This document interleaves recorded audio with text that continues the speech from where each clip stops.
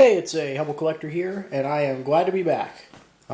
Taking that 3-week break for my internship, then I visited some family down in North Carolina.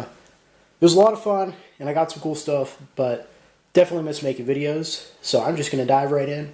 This is all the stuff that I got either on the internship or ordered while I was gone and had come in, and I'll talk a little bit about everything. So the first item here really isn't Militaria.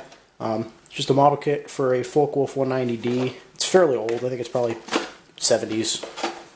I just thought it looked cool. It was like $5 at an antique store, so I was not going to say no to it. And it's still sealed as well. So, but yeah, just kind of an interesting kit. It looks really cool on the shelf. And then, while I was gone, I had one package come in. And let me tell you, I was bidding on stuff. I just didn't win anything while I was gone. I actually won this one the day before I left. So this is an issue of Yank Magazine, which was the armed service magazine for the U.S. Army from January 27th, 1943. So, yeah, pretty cool magazine. It's got a lot of like drawings and sketches by soldiers in here. You know, photographs. You know, call-outs for people trying to get in touch with friends in other branches of the service who are deployed elsewhere. Yeah, just lots of cool stuff. So, yeah, pretty cool magazine. I'll try to post pictures of all the pages at the end of this video for you guys. But yeah, pretty nice magazine. And unlike all the other paper articles I've gotten recently, this one's in English, so I can actually read it. And yeah, pretty interesting stuff in there actually. So if you can read English, you're in for a treat. Alright, now the gloves are going to go on. So these last 3 items I picked up in an antique store in Texas, Tejas, and yeah, didn't expect to find them. I'm not complaining. Alright, so the first thing here is this is a set of WW1 I.D. discs. Get the camera to focus. Yeah, so yep, Nathan H. Levin. As you can see, they messed up his dog tag somehow. They had to X out a bunch of stuff. But he's a private, U.S. Army. There's his serial number on the back. But yeah, these would come in sets. This is an early war model, and you can tell because it's got 1 hole instead of 2. Really glad to find these, because I actually have the metal stamping kit that they would have used to actually make these. And now I can do a video on it, because I've been waiting to actually have some ID discs to show with that. So that's really cool. And that'll be coming up soon, hopefully. Yeah, didn't expect to find those. I would have been very happy if that was the only thing I got from that antique store. But then, as I was getting ready to leave, the guy said, well, if you like military stuff, I just picked these up to show. And he was having like a moving sale, so pretty much everything in there was 50% off, including those ID discs. So he didn't put these out because he didn't want to sell them for half price. And when you see them, you'll see why. Alright, this is the first item here. This is a Panzer Assault Badge by Frankenreif Stuttgart. It's the hollow, not the hollow back, but like the semi-hollow, like it's got the curve. You know what I'm talking about. If you know German badges, you know what I'm talking about. Yeah, look at how much of that finish is left on there. It's just beautiful. And to the best of my knowledge, this is real. I did a few tests on it, did a lot of research. I don't see anything wrong with it. Really cool, really nice detail on that.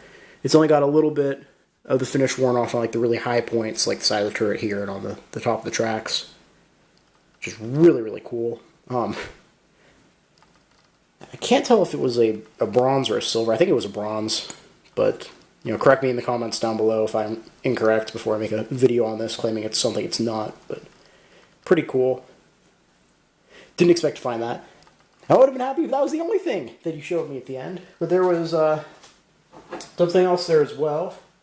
Something that's related to something I did a video on a couple weeks ago. Gold wound badge. Really cool. That blew my mind when I saw that. So you can see the Maker's Mark 30 on the back there. A lot of the gold's worn off here, especially under the pin. And Yeah, if you look at the front, a lot of the gold is gone off the swastika, just a little bit left in the middle. Then in the inset part, there's a little bit down there, but not a lot. Just really cool.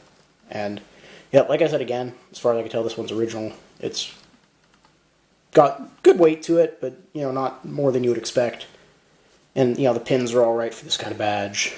You know, the hinge and the clasp. When you look at a German badges, you always look at the hinge and the clasp. You know, different makers had slightly different badge. You know, the badge looks a little different depending on the maker as well. There might be just slight differences in design. Technically, with badges, you can also do what's called the bend test, which is always scary. Basically, a lot of the earlier fake badges were made really cheaply, and they bend really easily.